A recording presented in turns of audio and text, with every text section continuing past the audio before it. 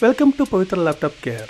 In today's video, I am going to tell you how a laptop motherboard will work, what are the basic concepts, what are the important points as to be noted down while doing the laptop chip level services.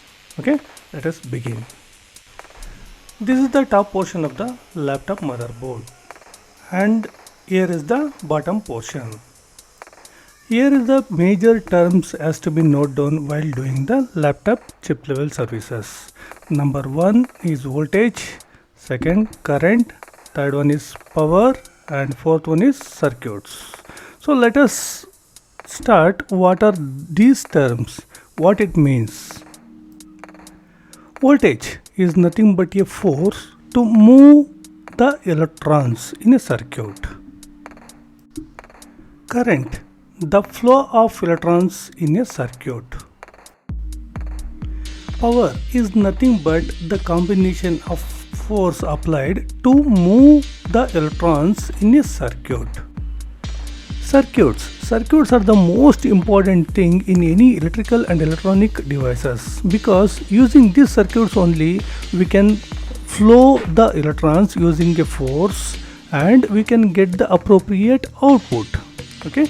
It contains active components, passive components and hybrid components. So what are those in next we can discuss. Here you can see how a circuit will work. See, here is the electrons. Electrons are negatively charged particle and protons are positively charged particles. What circuit does? The circuit does, it flows the electrons through the load and it will join to proton. Means the combination of electrons and protons through a load is nothing but a circuit. Okay, now you got it right. The circuit through a load. See, the electrons, flow of electrons through a load towards the protons is nothing but a circuit. This is very important point, that's why I am repeating. Now the main power supply. Any motherboard will receive the supply from DC jack, type C connector and battery side. Okay, that may be 19 volts, 19.5 volts, 20 volts, 12 volts, 14 volts and 3.3 volts, anything.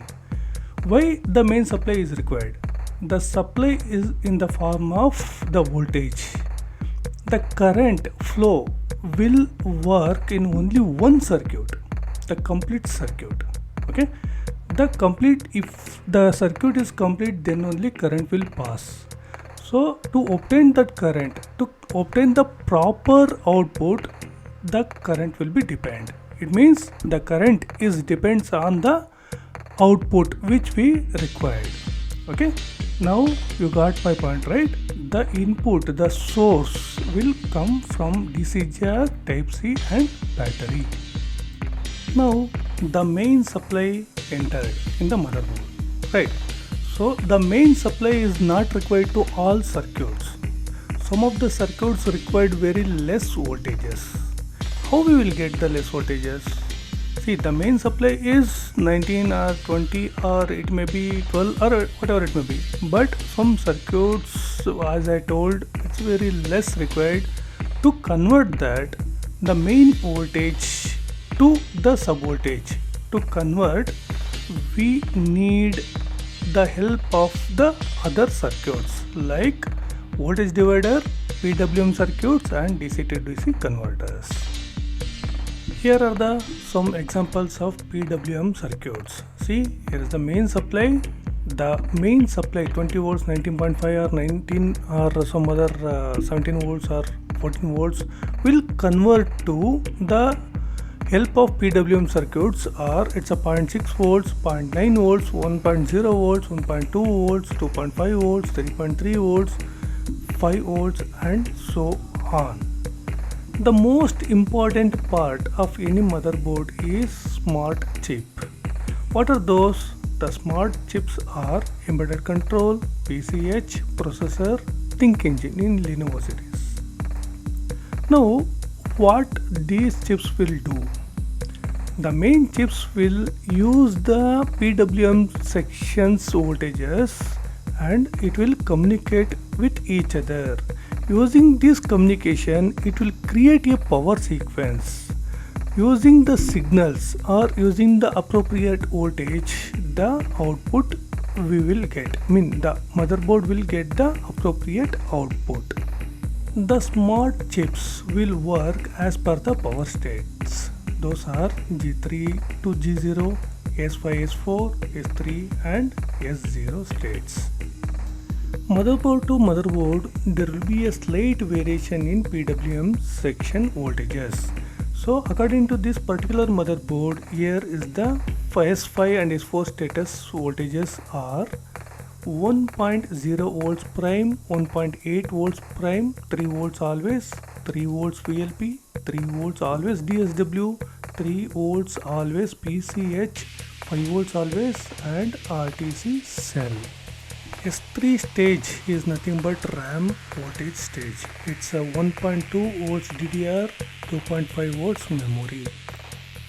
In S0 state, plus VCC core, VCC GT, 0.6 volts DDR VTT, plus 1.0 VS VCC IO, 0.95 VS DGPU, 1.35 volts memory GFX, 1.8 VS, 3 VS, 3 VGS, plus 1.8 VGS, 5 VGS and VCC SA.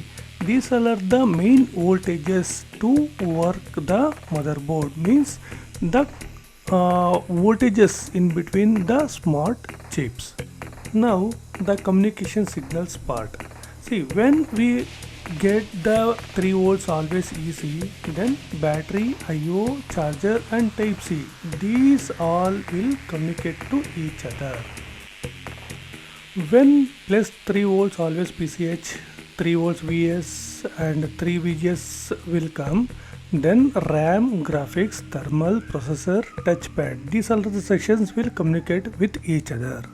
So now you got to know how your laptop motherboard will work through the voltages and communication signals. These are the basic concepts. So if you want to know in depth, so you can contact our private channels, or you can join in our YouTube channel, or you can join our course. You can message me in Telegram or in WhatsApp as given in the descriptions. Thank you very much.